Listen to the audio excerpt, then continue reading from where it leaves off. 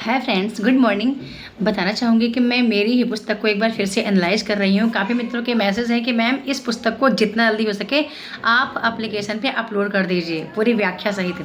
ठीक है, तो मुझे आज ये हिंदी उपन्यास करवाना था। कल रात्रि में भी मैंने खूब सारा एनालाइज किया, कहीं भी छोटी सी छोटी गलती भी न रह जाए, क्योंकि देखो गलतियाँ वही पकड़ सकता है जिसने अच्छे से तैयारी की है, या तो मैं पकड़ सकती हूँ जिसने ऑलरेडी इसको बनाया है।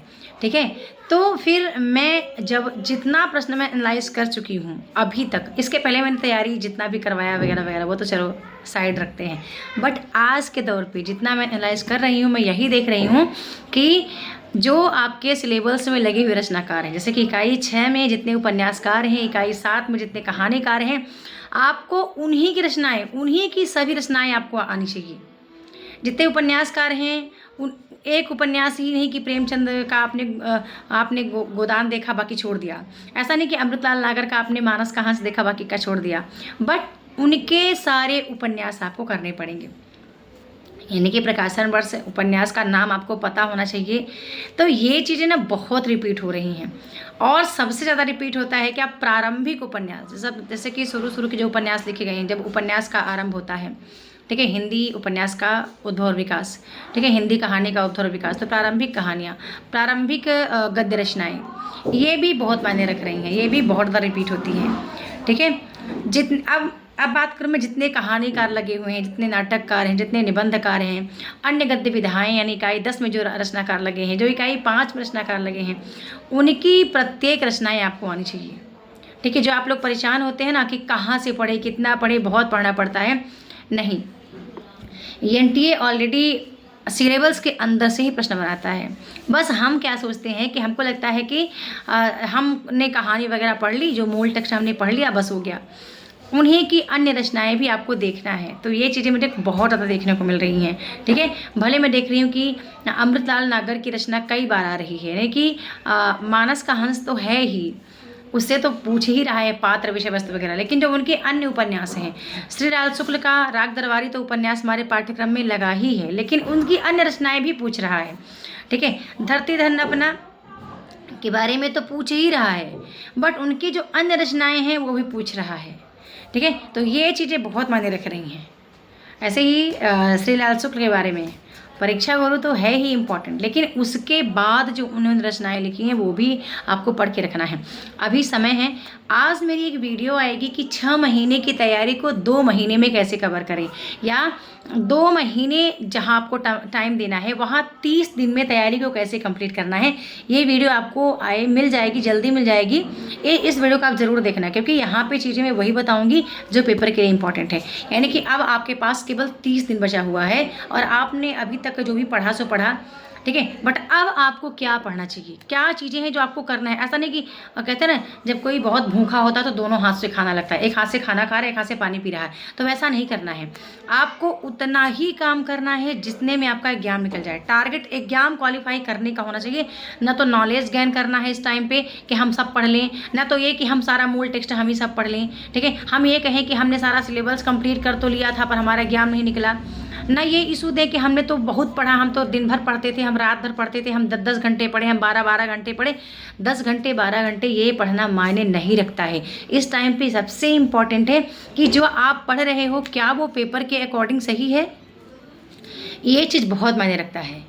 और आप उनको भी हरा सकते हैं जो कहते हैं कि हम बहुत ज़्यादा पढ़े, हम साल भर से पढ़ रहे हैं, हमने उसका कोर्स 15,000 में लिया, हमने यहाँ पर कोर्स लिया, हम इसका ये कर रहे हैं, और कोई दूसरा व्यक्ति है सेल्फ स्टडी कर रहा है, कहीं कोर्स लिया ही नहीं, या मेरे ही कोर्स में है। ठीक है, क्योंकि पिछले 1-1.5 महीने से मैं ढंग से काम कर नहीं पाई हूँ। अब जितना मैं पिछले 1-1.5 महीने से काम नहीं कर पाई, क्योंकि बहुत सारी दिक्कतें थी मेरे सामने, यहाँ पर डिजिटल बोर्ड मैंने लिया तो मैं इतना सेटअप को समझ ही नहीं पा रही थी। कभी कैमरा गड़बड़ है तो कभी डिजिटल बोर्ड का काम नहीं हो पाता, कभी माइक काम नहीं कर रहा, तो ये समझने में मुझे प्रॉपर 1 से 1.5 महीने लग गया। ठीक है, कभी मैं गूगल मीट पे क्लास करती हूँ, कभी एप्लीकेशन पे क्लास करती हूँ, बहुत सारी चीज़ें। फिर अभी मेरे पिताजी की तबीयत 1 महीने से ख़राब हो गई थी, तो बस वही कभी यहाँ देखो, कभी वहाँ देखो, कभी इसका देखो, कभी उसका देखो, ये इसमें मेरा बहुत टाइम चला गया।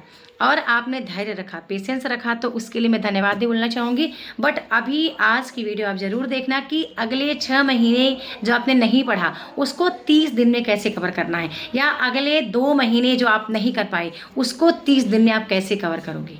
ठीक है, इस वीडियो को आप जरूर देखना। और अभी जो वीडियो मैं बताऊंगी उस चीज़ को आप फॉलो करना, देखना एग्जाम आपका निकल जाएगा। फिर से कह रही हूँ, ये ज़रूरी नहीं है कि कोई 12 घंटे पढ़ रहा है, कोई 8 घंटे पढ़ रहा है, कोई 10 घंटे पढ़ रहा है, आप 4 घंटे ही दे रहे हैं, बट आपने 4 घंटे को सही डायरेक्शन में दिया है। ठीक है, आप सही चीज़ों में लगा रहे हैं। मैं कल भी कह रही थी, चीज़ों को घंटों में ना दे करके पेजेस में डिवाइड करो, पेज में पढ़ो कि कितने पेज आप कर पा रहे हो हर दिन। इस टाइम पे मैं कल ये भी कह रही थी, कोर्स में यूट्यूब पे मैं ज़्यादा क्लासेस नहीं ला पा रही हूँ, बट कोर्स वालों को मैं बहुत गाइड कर रही हूँ। गूगल में मैंने काफ़ी सारी चीज़ें कल उनको बताई है कि देखो इस टाइम पे ऐसा है कि आप ये समझ करके चलो कि आप तैयारी नहीं कर रहे हैं, बल्कि आप एक युद्ध है जिसको जीतने जा रहे हैं और जीत कर आना है। एक प्रतियोगिता है जिसको आपको जीतना है। यदि ऐसा कहेंगे हम तैयारी कर रहे हैं तो तैयारी फिर तो पता नहीं कितने साल लोग करते रह जाते हैं। इसलिए मैं कहती हूँ कि टारगेट रखोगे कि नहीं मुझे जीतना है। और ये भी मत सोचो कि मैं ये भी नहीं कहती कि आप मत सोइए, मैं ये नहीं कहती हूँ, आप सोइए 6 घंटे 8 घंटे की अच्छी नींद लीजिए, क्योंकि अच्छी नींद लेंगे तभी आप अच्छे से चीज़ों को रिकॉल कर पाएंगे। लेकिन मैं हमेशा ये भी कह रही हूँ इस टाइम पे कि 6 से 8 घंटे आपको पढ़ना ही पड़ेगा, देना पड़ेगा। मिनिमम 6 घंटे, अधिकतम 8 घंटे, अधिकतम और भी देना चाहे तो आप 10 से 12 घंटे देंगे, तब जाके आप बहुत अच्छा कर पाएंगे। मतलब बहुत अच्छा, यानी कंपटीशन बहुत ज़्यादा है। आपको पता है नेट की तैयारी के लिए यूपीएससी लेवल के छात्र सबसे ज़्यादा बैठते हैं। जो छात्र आईएएस आईपीएस की तैयारी कर रहे होते हैं ऑलरेडी वो नेट जेआरएफ की प्रिपरेशन के लिए बैठते हैं और सारी सीट वही लेके चले जाते हैं। मेरा वीडियो उन महिलाओं के लिए भी है जो गृहिणी हैं, जिनको लगता है कि हम जॉब करते हैं, हम कामकाजी महिलाएं हैं और हम नहीं कर पाएंगे, तो ये आप गलत सोचते हैं। मेरे कोर्स में इस बार सबसे ज़्यादा एग्जाम वही निकाले हैं जो गवर्नमेंट जॉब में थे और उनको आपको पता है छुट्टी कोई नहीं थी, डेली का वर्क भी कर रहे थे, ड्यूटी जाना, ठीक है, फिर घर का काम भी था, बट उन्होंने एग्ज़ाम क्वालिफाई किया।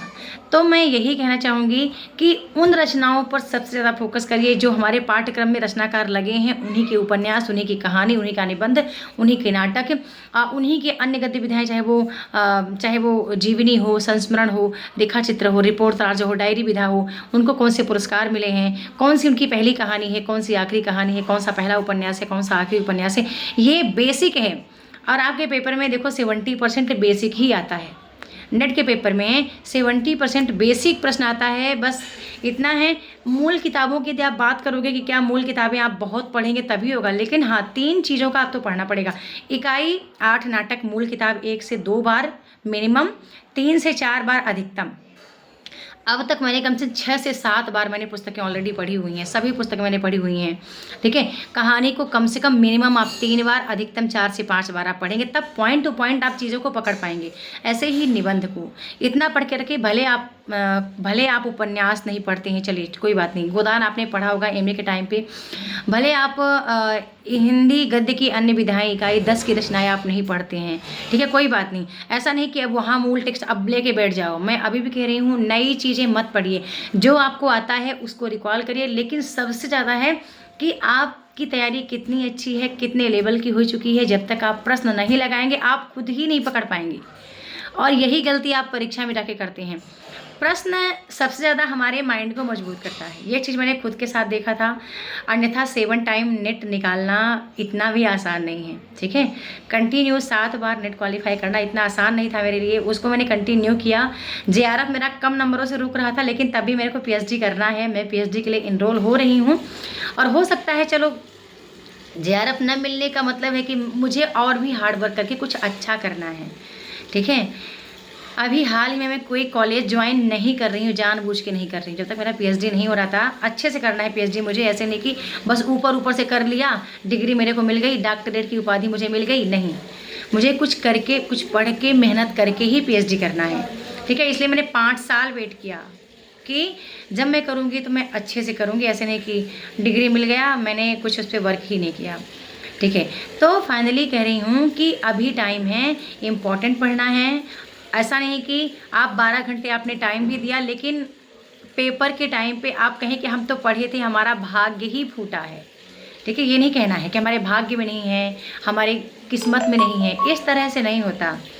एजुकेशन एक ऐसी चीज़ है जिसको आप पढ़ करके जो चाहे वो आप बन सकते हैं। मुझे जहाँ तक लगता है कि जो चाहे आप प्राप्त कर सकते हैं। यहाँ भी भाग्य नहीं है कि हम पढ़े ही ना, या तो हम पढ़ रहे हैं फिर हम मोबाइल उठा रहे हैं। तो सोशल मीडिया को बिल्कुल अवॉइड करो। हाँ, जहाँ पे कोर्सेस में है, कोर्सेस की चीज़ें पढ़ने के बाद फिर चीज़ों को अवॉइड करो। अब फ़ोन कॉल्स अवॉइड करो। जो भी आप अपने सहयोगियों की को बोलिए कि हमारे पास समय नहीं है, अभी हम टाइम नहीं दे सकते, 1 महीने सबको साइड करो। चाहे कोई भी आपके जो भी है, माता पिता जो भी, थोड़ा बहुत आपने 2-4 मिनट आपने हाल समाचार किया, बस इसके बाद आप सबको बताओ, घर में बताओ कि मुझे बहुत बड़े परीक्षा की तैयारी में बैठना है और अभी मेरे पास समय नहीं है कि मैं किसी से फ़ोन कॉल, ये भी कुछ भी, कोई भी सोशल मीडिया प्लेटफॉर्म चालू ही मत करो। आप देखो तो किताबों को देखो, खुद को देखो, मतलब कि अंदर से विचार विमर्श, विचार विश्लेषण, तर्क वितर्क, आत्मचिंतन, आत्म परीक्षण, जितना स्वयं करेंगे उतना ही आप अच्छा करेंगे। और मैं आपको यदि इस बात का शौक न लगे तो मैं आपको बता दूं कि अब पूरा यूनिट पढ़ने के लिए आपके पास केवल 30 दिन का टाइम है और 30 दिन आपके पास 20 यूनिट हैं और एक यूनिट को करने के लिए केवल 1 दिन का टाइम है। अब आप सोचो 1 दिन में आप एक इकाई कंप्लीट कर पाएंगी? कभी नहीं कर पाएंगी, प्रॉपर तरीके से नहीं कर पाएंगे। यदि हाँ स्मार्टली करने बैठेंगे तो कर पाएंगे। 1 दिन में आप 2-2 यूनिट करेंगे। 1 यूनिट आपका फर्स्ट पेपर का, दूसरा यूनिट आप सेकंड पेपर का कर लेंगे। वो भी मैं आज बता दूंगी, आप वीडियो का इंतज़ार करना। मेरी वीडियो आएगी कि अगले 2 महीने की तैयारी को 30 दिन में कैसे रिकॉल करें, कैसे रिकवर करें, और पेपर क्वालिफाई करना ही है तो कैसे पढ़ें या क्या पढ़ें, कितना पढ़ें। केवल पेपर क्वालिफाई करना है। फिर से कह रहे ज्ञान के पीछे मत दौड़ना है अभी कि हम ज्ञान का भंडार, हम विद्वान बन जाएं। विद्वान बनने के लिए नहीं पढ़ना है इस टाइम पे। टोटल टारगेट परीक्षा क्वालिफाई करने का होना चाहिए कि हम पेपर को हम 6% में आ जाएं। बस आपको 100 कैंडिडेट में से 94 को पीछे करना है और 6% में आपको आना है। और उन 94 को कैसे आप पीछे करोगे वो आपको खुद ही करना पड़ेगा। मैं एक माध्यम हूँ, मैं आपको गाइड कर पाऊँगी। ऐसा नहीं कि मैं आपको घोट के कुछ पिला दूँगी, ठीक है, मैं कोई मंत्र फूंक दूँगी, कुछ नहीं। मैं सिर्फ आपको मार्गदर्शक के तौर पे बता सकती हूँ कि ये तरीका था, इस तरह से आप करेंगे, आप अच्छा करेंगे। ठीक है, तो अभी मैं कर रही थी, सुबह से मैं इस किताब को लेके बैठी हूँ। काफ़ी दूर तक मैंने इसको पढ़ा दिया है।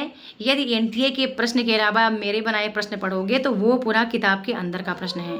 यदि एनटीए के प्रश्न आप सॉल्व करते हैं तो मेरे बनाए प्रश्न आप सॉल्व कर पाएंगे तभी जब आपने थोड़ा सा पढ़ाई करी होगी। ऐसा नहीं कि ऊपर ऊपर से पढ़े हैं।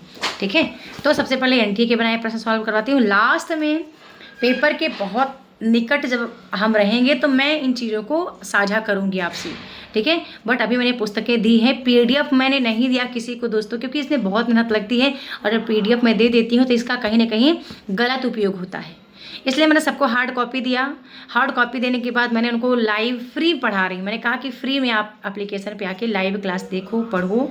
जो गलती होगी मैं खुद ही बता रही हूँ। देखो, सही तो सब चयन कर लेते हैं, मतलब सही जो है उसको तो सब पकड़ पाते हैं कि हाँ सही है। आप एक बार गलत पकड़ के तो दिखाओ। जो गलत है उसको आप पकड़ो पहले कि हाँ ये ऑप्शन गलत है, ये यहाँ पे ऑप्शन में ये चीज़ें गलत है। वही है एलिमिनेशन। गलत को आपने एलिमिनेट कर दिया, राइट आंसर आपने खुद ने चयन कर दिया। ठीक है, चलिए ठीक है, तो अब बहुत सारी बात हो गई आपसे। मैं वीडियो को एंड करूँगी। वीडियो को लाइक करना है, शेयर करना है, चैनल सब्सक्राइब करके रखना है, बेल आइकन भी प्रेस करना है ताकि मेरी कोई वीडियो मिस ना हो। और इस समय आपका समय बहुत कीमती है। आपका समय, मैं यदि ये कहूँ कि सोना हीरा जितना भी है, अनगिनत पैसे जितना भी, मान लो उससे भी ज़्यादा कीमती आपका समय है। आपने ये समय खो दिया ना, आपने बहुत बड़ा गोल्डन चांस खो दिया। ठीक है, पैसे कुछ मायने नहीं रखते, पर ये टाइम आपने खोया, आपने जेआरएफ खो दिया, आपने नेट खो दिया, फिर से 6 महीने की तैयारी करेंगे, फिर से आपने, मुझे पता है आप पिछले 4 साल से तैयारी कर रहे हो, मैं जानती हूँ, मैं उनको भी जानती हूँ, मेरे सब्सक्राइबर्स हैं जो कि पिछले, जब मैंने स्टार्ट किया था 2019 में, 2019 से आज तक वो नेट की तैयारी कर रहे हैं। वो 20 में 21, 22, 23, 24, 25 तक वो फॉर्म भरते गए, लेकिन उनका एग्ज़ाम क्वालिफाई नहीं हुआ, जबकि वो मेरे कोर्स में भी हैं। अब कमी कहाँ है वो आप खुद ही पकड़ेंगे, क्योंकि इसी कोर्स में जहाँ 400 छात्र हैं, 200 हैं, सभी पढ़ रहे हैं, ठीक है, और एक ही गुरु उनको पढ़ा रहा है। मैं एक ही टीचर हूँ जो अकेले आप सबको पढ़ाती हूँ, लेकिन उसी में से कुछ एग्ज़ाम क्वालिफाई कर जाते हैं, कुछ नहीं कर पाते। तो जो क्वालिफाई कर जाते हैं उनको सोचिए, आप क्यों नहीं कर पाते, आप खुद को सोचिए, कमी आप खुद ही जानते हो।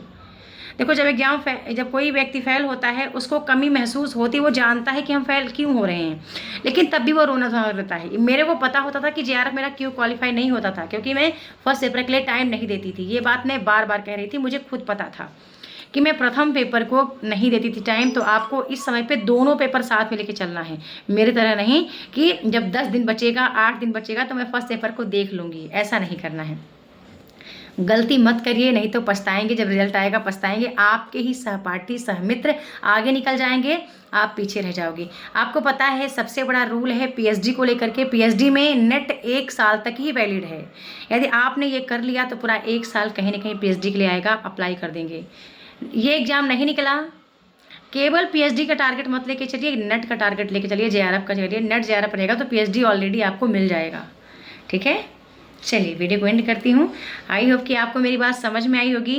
और वीडियो बना नहीं पा रही हूँ, बनाना बहुत चाहती हूँ पर मैं समय नहीं दे पा रही हूँ। ये किताब मैं कर रही थी तो मैंने कहा चलो कुछ चीज़ें आपको मैं समझा देती हूँ। धन्यवाद।